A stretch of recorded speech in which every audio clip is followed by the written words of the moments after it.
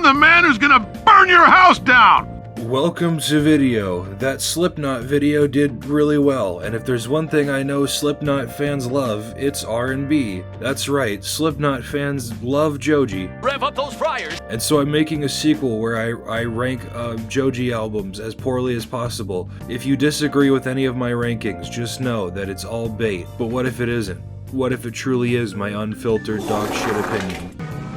Hey buddy, you need a ride? I was just on my way to the Big Doofus convention.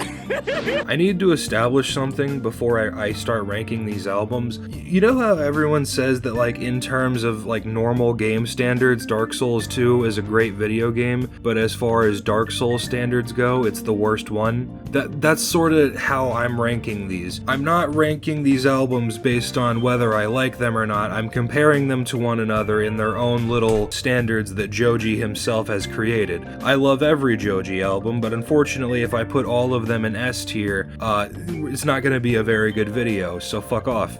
Hello, how are you? I am under the water. Please help me. Here, too much bleeding. In Tongues, this was JOJI at his most raw and unfiltered form. The music was incredibly low budget. Supposedly some or all of the tracks on this album were recorded on an iPhone in GarageBand. Also, it was incredibly bassy, which is kinda weird for an R&B artist to destroy my subwoofer like that, but whatever. JOJI established himself and his sound in this album by only singing about his ex or some shit. Like, low-key, imagine breaking up with some Asian guy from New York, and then years later he's got 22 million monthly listeners from singing about you. Anyway, even though the track list was a strong 8 out of 10, the album only has 8 songs, so it's landed itself in D tier. However, the existence of the track World Star Money alone is enough to nudge it into C tier. You're breaking my house, your mammy can't say, I'ma tie your ass up, I'ma fuck your ass! Ballads 1. Now this is where the true Dark Souls begins. I'm sorry, it's so hard not to reference Dark Souls. This album's sound was unmatched, not by necessarily evolving JOJI's sound, but by building up the established foundations of In Tongues, with layered choruses and distorted backing vocals, and for the most part the really low chords and huge bass were gone, and replaced with much more melodic and structured songs, which was kind of a bummer, because I actually really liked the ad-lib rambling sound that In Tongues did really well. Anyway, B tier. Heavy like a Brinks truck, looking like I'm TikTok, shining like a wristwatch. I'ma grab your wrist, lock it down to the thing pop. From here on out, I'm going to be incredibly biased, because Nectar is my favorite JOJI album. But hey, if we take the I out of biased, look what we have. Boom. Anyway, this album is the one where JOJI completely threw caution to the wind and started getting weird. I'm pretty sure this was the album that JOJI accidentally announced on Hot Ones. This was his most experimental album by far, and that's immediately clear in the first track, Ew, where his vocal delivery was so much more loud and pronounced, even if it was higher than Steve-O. You better stop! The vibes may not have been as consistent as in previous albums, but the variety of sounds and textures applied to these tracks is an excellent substitute. This was the first JOJI album to be very clearly recorded in a professional studio on professional equipment, and you can really tell. Some people have bashed this album, saying that 88 Rising was trying to turn JOJI into a pop star with this record. To me though, all I hear is wham wham, my favorite artist got popular and I no longer feel special for listening to them. I personally think JOJI made exactly what he wanted to make with this album. Why do I think this?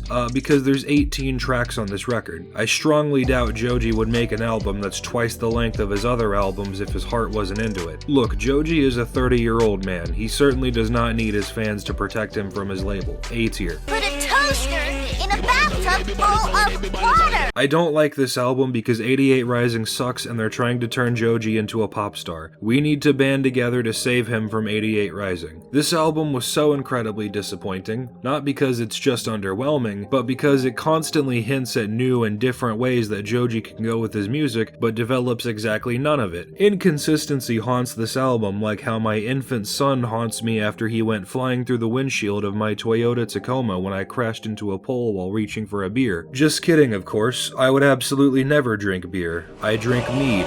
Chef's kiss. Anyway, inconsistency. This album begins with this emotionally overpowering piano ballad, and then JOJI immediately turns into a SoundCloud rapper. This album sounds like a collection of unreleased sounds that JOJI mashed together into some disgusting husk of an album, and it's so fucking small. Even for JOJI standards, this album is like driving through a small town. 1 second it's here and then you blink and it's gone. Why is the interlude the most fleshed out track? Why is there 2 discs when this album could fit on a Nintendo DS game cartridge? But I have to admit, even when it's done this poorly, a JOJI album is a JOJI album is a JOJI album. E tier. Now, that's the end of the video, right? Left. There's one more JOJI album you probably didn't forget about, and it's by far the longest JOJI album with over 30 tracks. It's time for the moment you've been waiting for.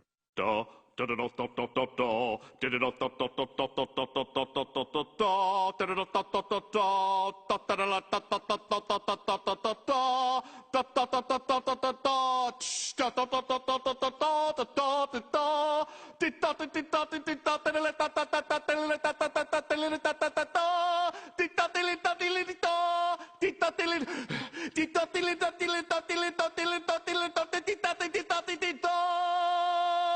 This album sucks. Like, I guess when it released back in 2017 it was considered to be the pinnacle of comedy, but it has aged about as well as my infant son from earlier. Most of these tracks can be summarized as auto-tuned sex jokes that go on for way longer than they should. Most of these tracks are funny for about 30 seconds and then just become annoying. Hot Nickel Ball on a Pussy should have been 40 seconds long, not 2 minutes. Listening to this album after I've become so desensitized to shock humor, the laziness of it really bleeds through. Lyrics like "I just shot 3 children" and "I hate" Connection terminated. end up almost being nostalgic for the times in middle school when I thought saying Hitler did nothing wrong was the funniest thing imaginable. I can't completely hate on this album though, as buried under the mountain of edgy preteen humor is some actually witty humor. Songs like "I Do It For My Hood," "Club Banger 3000," and "I Have a Gun" completely satirize what was modern hip-hop at the time, and you can just tell JOJI is having fun when he screams "Repopulate my hood" into the microphone.